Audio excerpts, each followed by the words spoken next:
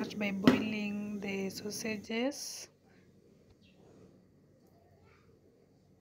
Place in your sausages, and in this step is very crucial because we're gonna blanch the sausages. Make sure the sausages are fully immersed in the water. We are going to skimmer and remove the sausages from the water.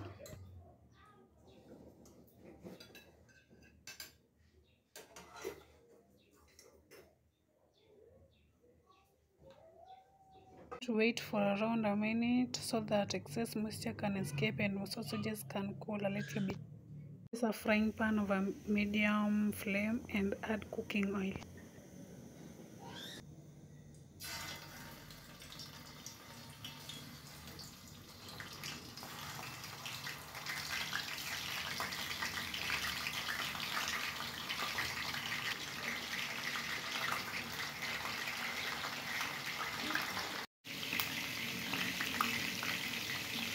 Don't overcook your sausages.